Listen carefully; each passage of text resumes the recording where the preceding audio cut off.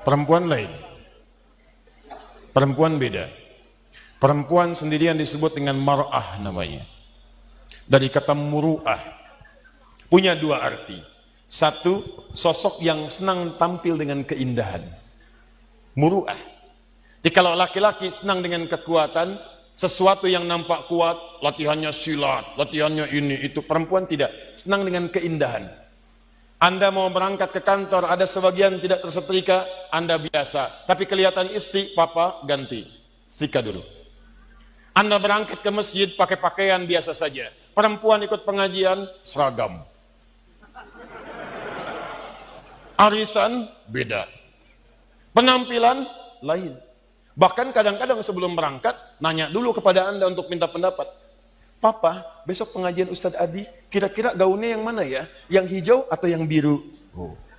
Kata Anda, hijau bagus mah. Ah, kayaknya biru deh. Oh. Dia nanya, tapi udah punya jawaban. Itu masih mending kalau dipakai. Begitu keluar, kuning. Mantap. Gak apa-apa bu, normal namanya. Mar'ah yang kedua, awas. Seperti mir'ah. Orang Arab mengatakan al-mar'atu kal mir'ah. Perempuan itu mir'ah seperti cermin. Makanya jangan heran kalau lihat perempuan senang bercermin. Dari rumah sudah berkaca, turun dari mobil lihat spion. Mau masuk masjid ada kaca, betulkan lagi. Wajar, standar.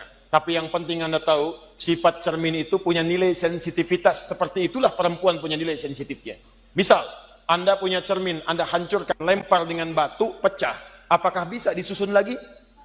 Jangan salah, bisa. Cuma tidak mampu memantulkan bayangan yang sempurna.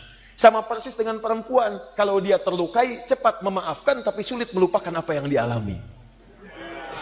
Pasang status. Serius.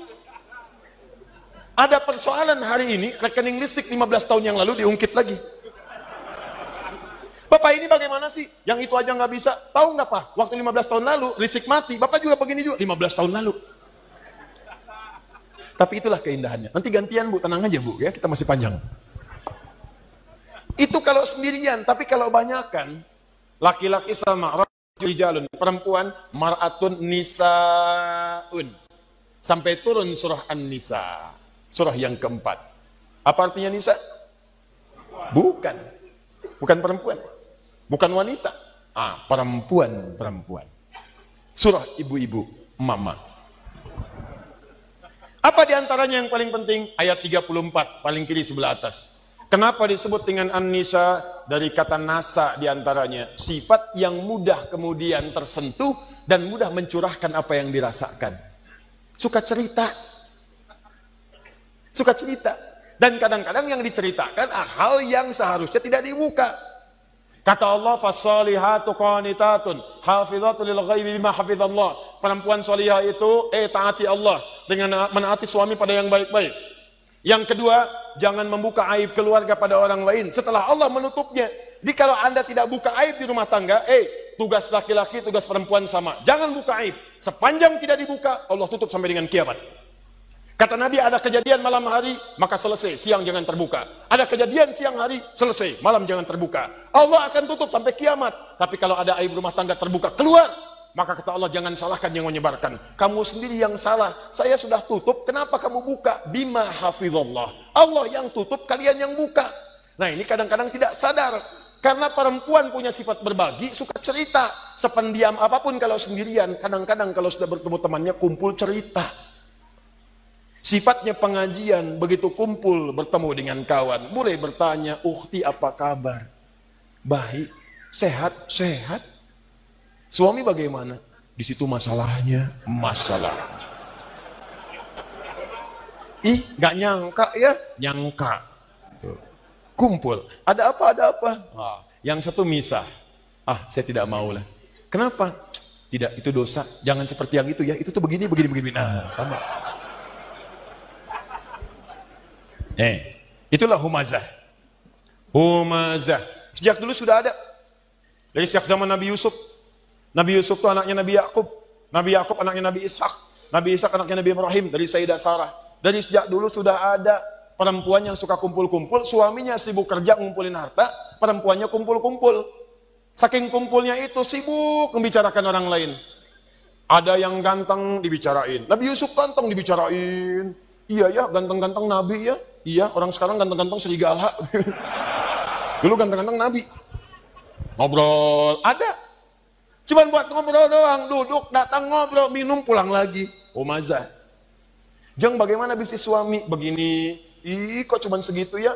Kita mah kemarin dapatnya suami lumayan loh, 10 kali lipat dari yang kamu dapatkan. Cuman gitu doang. Humazah. Alladzi jama'a mala wa 'addada, yang suaminya sibuk cuman ngumpulin harta dunia saja. Enggak pernah mikir akhirat. Bekal akhirat enggak ada. Nanti kita akan lihat apa bekal akhirat. Enggak pernah mikir, yang penting dunia. Kerja, harta, rumah, mobil, uang, dolar, semua kumpulkan. Maka yang seperti itu kata Allah, kamu mesti ingat ya, orang yang sudah berpikir begitu saat di dunia, saya akan siapkan neraka paling spesial saat di akhirat. Namanya Hutamah. Neraka Hutamah ini beda dengan neraka biasa. Cara disiksanya, maaf sekali, diikat. Padahal neraka yang paling ringan, tapi seringan-ringannya neraka juga. Ya, seringan-ringannya neraka, jangan coba-coba nih. Ya. Itu ada di Quran surah keempat ayat 56 paling kanan sebelah atas. Itu yang paling ringan di neraka. Innal ladzina kafaru bi ayatina sawfa nuslihim nara. Orang-orang yang ingkar kepada ayat-ayat kami, nanti kami masukkan ke neraka paling ringan, kami tarik ubun-ubunnya. Nusli, kami celupkan ke dalam api neraka, dicelup kayak bikin teh celup. Teh celup itu kan naikkan, turunkan, naik, turun, naik. Jadi ada orang yang paling ringan masuk neraka, ditarik ubun-ubunnya, kemudian dimasukkan ke neraka, celupkan. Begitu dicelupkan, hancur semua, angkat lagi. Ya kullama nadijat juluduhum baddalnakum juludan ghairaha. Begitu hancur, diangkat sembuh lagi. Hancur, angkat sembuh lagi. Hancur, sembuh lagi. Sekali celup, 1 harinya 1000 tahun. 1 detiknya 48 hari. Kalau pengen coba, silakan aja. Tapi diinfokan supaya kita jauhi. Cuma ini nggak diikat, artinya apa? Begitu dicelupkan, dia merontak, masih bisa bergerak. Cuman tidak bisa mengelak. Tapi neraka yang ini, bagi ahli dunia yang gak pernah mikir akhirat, dia tidak akan pernah bergerak sedikit pun. Karena Allah akan mengikatnya. Fi amadim mumaddadah. Jadi bukan begini, tapi diikat begini. Cara untuk menghukumnya, dibakar dari ujung kaki sampai otak yang paling dalam. Cara membakarnya, kalau mau diilustrasikan, dilas sampai matang dalamnya. Misal dari bawah bagian kaki, jempolnya dulu. Kalau jempolnya udah matang, baru sampingnya. Udah matang, naik lagi ke atas. Bayangkan, kalau dimasukkan keseluruhan, yang sakit langsung semuanya. Tapi yang ini tidak. Biar sakit dulu. Bukankah sakit di bawah kerasa ke semuanya? Sakit, terus sampai naik ke atas. Allati tattali'u 'alal afidah. Afidah jamak dari kata fuad. Fuad itu otak yang merencanakan. Nih, kata Allah seakan-akan ingin mengatakan, apa isi otakmu diisi? Saya bakar sampai ke dalam otakmu. Otakmu isinya apa sih? Orang sholat, kamu nggak sholat. Orang ngaji, kamu nggak ngaji. Orang puasa, kamu nggak puasa. Kerja lagi. Apa isi otakmu? Saya bakar sampai ke dalaman yang paling dalam. Nih. Awas, hati-hati.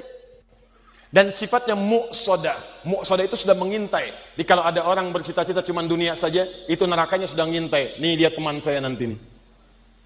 Paham? Ini bagian yang pertama. Karena itu, saya ingin ajak Anda semua, jangan cukupkan hidup kita visinya cuma sampai di sini. Contoh paling gampang ya, paling gampang. Kuliah hanya untuk dapat ijazah, itu dunia. Kuliah hanya untuk dapat kerja, dunia. Nikah hanya untuk bisa mengeluarkan hasrat seksual, dunia. Dapat handphone hanya untuk pasang status, dunia. Maaf, dapat pakaian hanya untuk tampil mewah gaya, itu dunia. Kalau Anda ingin siapkan sampai bekal yang terakhir, dan ini bagian akhir pembahasan kita, Ustadz, saya tahu saya akan meninggalkan dunia. Saya pengennya, semua bekal saya bisa dibawa ke alam kubur, sampai dengan ke akhirat. Bagaimana caranya? Bahkan kalau Anda berhasil menyiapkan cara ini, jangankan sampai ke akhirat, Anda meninggalkan dunia, langsung disambut langsung oleh Allah, melalui nikmat-nikmat di alam kubur yang lebih banyak daripada nikmat dunia. Yang kalau Anda dapatkan nikmat di sini, ini belum ke akhirat. Anda punya bekal akhirat di alam kubur sudah dimuliakan. Dunianya ditinggalkan, tapi Allah berikan nikmat akhiratnya dan diberikan pendahuluan di alam kuburnya. Saking dahsyatnya, Ada di antara mereka, kata Allah, yang kalau bisa, artinya nggak bisa. Kalau mereka mampu, mereka akan balik lagi kepada keluarga yang sedang nangis, yang sedang sedih. Kata mereka, kalian jangan nangis ya, jangan sedih, jangan takut. Kalau bisa, cepat ke sini. Di sini lebih enak daripada di situ. Silakan lihat anak-anak Palestina. Sekali-kali perhatikanlah mereka. 4 tahun, 5 tahun, tiba-tiba ada yang wafat di antara mereka. Lihat wajahnya. Apakah ada wafat di antara mereka yang wajahnya sedih? Tidak. Senyum, gembira. Perhatikan jika seseorang wafat, maka keluarganya, Allahu Akbar, ada yang memberikan manisan, ada yang memberikan gula-gula, dan mengatakan Alhamdulillah, mereka sudah menerima janji Allah, tinggal kami menyusul mereka. Bagaimana punya kekuatan seperti itu?